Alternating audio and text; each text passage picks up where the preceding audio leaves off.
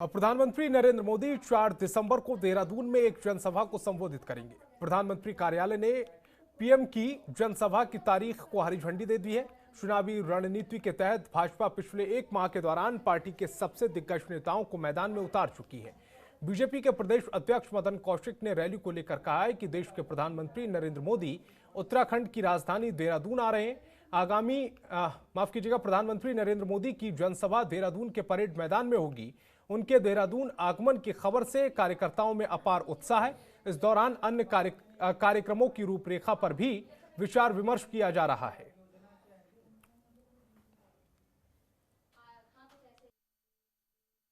क्योंकि बहुत सारी योजनाओं का शिलान्यास होना है, बहुत सारी योजनाएं हमारी लोकार्पण होने, जिसमें बहुत सारी बड़ी योजनाएं हैं सड़कों के क्षेत्र में, अन्य क्षेत्रों में, तो उसी कार्यक्रम में आ रहे हैं और वो जनसभा को भी संबोधित करेंगे। कार्यकर्ताओं का उत्साह इतना जबरदस्त है कि लाखों से ज्यादा लोग इस रैली में जुटने वाले हैं। लाखों की भीड़ इस रैली में रहने वाली है, बड़ी भीड़ रहेगी और कार्यकर्ताओं में और जनता में जो उत्साह है, तो मुझे उम्मीद है कि ये रैली एक ऐतिहासिक रैली होगी, महारैली होगी।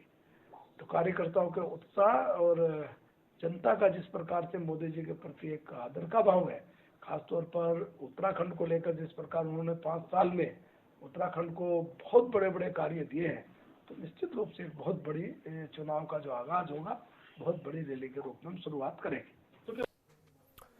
और अजय पांडे मेरे सहयोगी ज्यादा जानकारी के साथ देहरादून से लाइव जुड़ रहे हैं। अजय, 4 दिसंबर को प्रधानमंत्री नरेंद्र मोदी की देहरादून में जनसभा और उसको लेकर तैयारियां बीजेपी ने किस तरह से की हैं? देहरादून में वो कई विकास योजनाओं का लोकार्पण करेंगे जो पूरे हो चुके हैं, और जो आने वाले समय में जिन योजनाओं को यहाँ क्रियान्वित किया जाना है, जिनका निर्माण होना है, उनका वो शिलान्यास करेंगे। यहाँ राजधानी देहरादून में वो एक बड़ी जनसभा करेंगे और जनसभा में बीजेपी की ओर से तैयारी की जा रही है कि 1 लाख लोगों को यहाँ पर बुलाया जाएगा। 1 लाख लोगों के बीच प्रधानमंत्री का संबोधन होगा। राजधानी देहरादून में किस जगह पर कार्यक्रम होगा, पहले इसको लेकर के तमाम मंथन किया जा रहा था। पार्टी के वरिष्ठ नेता इस बात में जुटे थे कि ऐसे कौन सी जगह पर आयोजन हो जहां पर 1 लाख से अधिक की भीड़ एकत्र की जा सके। चूंकि राजधानी का जो परेड ग्राउंड है, वहां पर स्मार्ट सिटी प्रोजेक्ट के तहत कई निर्माण कार्य हो रहे हैं, तो इसको लेकर के असमंजस की स्थिति बनी हुई थी। लेकिन अब बीजेपी की ओर से फाइनल किया गया है कि राजधानी का जो परेड ग्राउंड है, परेड मैदान है, वहीं पर जनसभा को आयोजित किया जाएगा।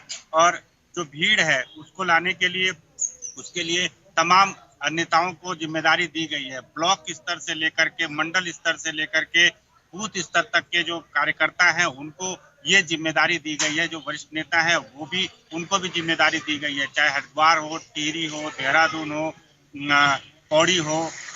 यहाँ के जो तमाम जो नेता हैं, उनको ये कहा गया है कि वो वहां से जो लोगों को लेकर के आए, ताकि जो प्रधानमंत्री का संबोधन है वो उसको सुना जाए। क्योंकि चुनाव है नजदीक, 2022 में विधानसभा चुनाव होना है, और ऐसे में जो तमाम तैयारियां हैं बीजेपी की ओर से, उन तैयारियों को अमली जामा पहनाया जा रहा है। और इसी के तहत प्रधानमंत्री को यहाँ पर बुलाया गया है। प्रधानमंत्री आएंगे, यहाँ पर वो जनता को संबोधित करेंगे, केंद्र सरकार की तमाम योजनाओं का जिक्र करेंगे, राज्य सरकार के विकास कार्यों की बात करेंगे, और डबल इंजन की सरकार को लेकर के वो पैरवी करेंगे। क्योंकि पिछले बार विधानसभा चुनाव के दौरान जब प्रधानमंत्री नरेंद्र मोदी यहाँ देहरादून आए थे, तो उन्होंने जनता से अपील की थी, जनता से ये कहा था कि आप डबल इंजन की सरकार दीजिए। केंद्र में बीजेपी की सरकार है, एक बार उत्तराखंड में भी बीजेपी की सरकार फिर से बनवाइए, ताकि डबल इंजन की सरकार रहे और आपस में जहां तालमेल की कमी होती है अन्य सरकारों के बीच में,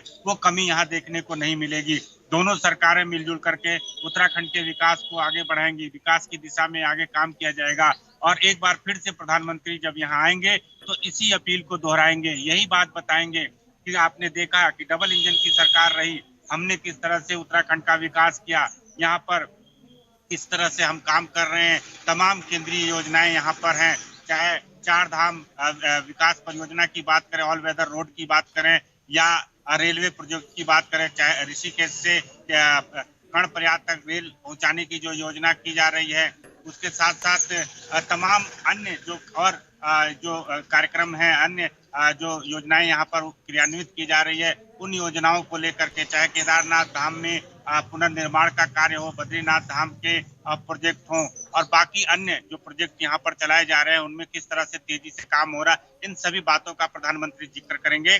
और बीजेपी के जो प्रदेश अध्यक्ष से लेकर के बूथ स्तर तक के जो तमाम पदाधिकारी हैं, सभी लोग इस बात को लेकर के खुशी जाहिर कर रहे हैं कि प्रधानमंत्री उत्तराखंड आ रहे हैं, देवभूमि आ रहे हैं और यहाँ से वो चुनाव का आगाज करेंगे। क्योंकि 5 राज्यों में विधानसभा चुनाव होने हैं और उन 5 राज्यों में सबसे पहले प्रधानमंत्री उत्तराखंड आ रहे हैं और यहाँ से चुनावी जो प्रक्रिया है उसकी शुरुआत करेंगे। चुनाव अजय पांडे, उससे पहले उत्तर प्रदेश में प्रधानमंत्री नरेंद्र मोदी लगातार जाते रहे हैं, लेकिन उत्तराखंड आ रहे हैं, ये बड़ी बात है। और उत्तराखंड में 4 दिसंबर को उनकी जो जनसभा है उसके लिए स्थान, जैसा आपने बताया कि परेड ग्राउंड में ही ये जनसभा होगी। बड़ी बात यह है कि 1 लाख से ज्यादा लोगों की भीड़ जुटने की जो आशंका है वो भी जाहिर की जा रही है। लेकिन परेड ग्राउंड, जैसा आप बता रहे हैं कि वहां पर निर्माण कार्य लगातार चल रहे हैं, विकास कार्य लगातार चल रहे हैं, ऐसे में तैयारियां क्या की जा रही हैं? अभी 4 दिसंबर ज्यादा दूर नहीं है और ऐसे में परेड ग्राउंड को किस तरह से सुसज्जित किया जा रहा है? जो निर्माण कार्य चल रहे हैं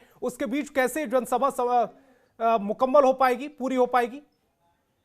जी हाँ, देखिए इसी बात को लेकर के सभी लोग असमंजस की स्थिति में रहे हैं अब तक और प्रशासन की ओर से कहा जा रहा है कि तमाम ऐसे कार्य हैं जो अब पूरे होने वाले हैं और जो अन्य कार्य हैं उनको बीच में रोका जाएगा, वहां पर साफ सफाई की जाएगी और लोगों के लिए यहाँ पर व्यवस्था की जाएगी ताकि व्यवस्थित तरीके से यहाँ पर प्रधानमंत्री का ये जो समारोह है, ये कार्यक्रम है, उसको पूरा किया जा सके। और इसके साथ साथ एक आशंका और भी है, देखिए कोरोना का जो मामला बढ़ता जा रहा है, धीरे धीरे उत्तराखंड में भी कोरोना के मामले बढ़ते जा रहे हैं। ऐसे में एक इस बात को लेकर के लोग आशंका जरूर जाहिर कर रहे हैं कि 1 लाख की भीड़ आएगी तो कैसे कोरोना के गाइडलाइन का पालन किया जाएगा, किस तरह से आगे काम होगा, कैसे लोगों को जागरूक किया जाएगा कि वो कोरोना से बचें। और जो इसका नया वेरिएंट आ रहा है, इसको लेकर के पूरे देश में हलचल की स्थिति बची हुई है, इसको लेकर के उत्तराखंड प्रशासन की ओर से भी तमाम दिशा निर्देश जारी किए जा रहे हैं। तो ये एक गंभीर बात जरूर है, लेकिन परेड ग्राउंड को पूरी तरह से साफ किया जा रहा है, खाली किया जा रहा है और वहां पर प्रधानमंत्री के आगमन को लेकर के तमाम तैयारियां की जा रही है। बीजेपी के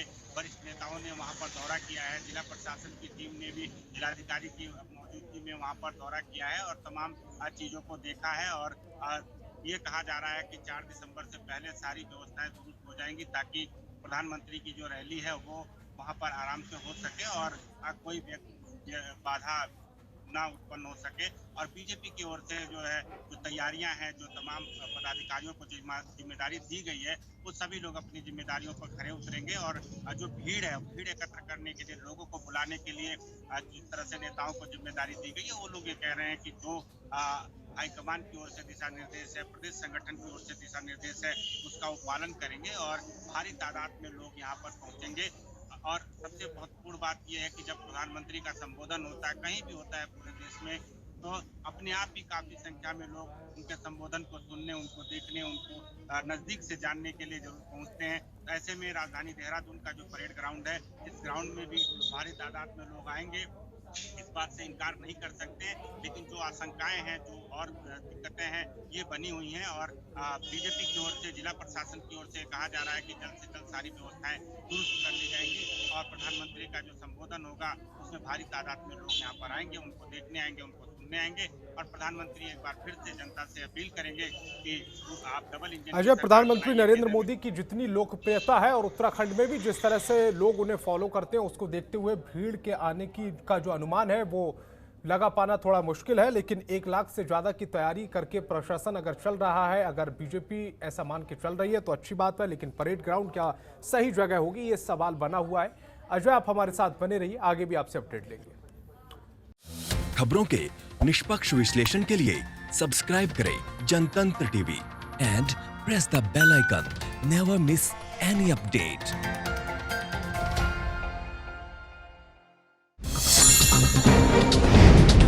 डाउनलोड कीजिए जनतंत्र टीवी ऐप को, जो कि अवेलेबल है गूगल प्ले और ऐप स्टोर पर।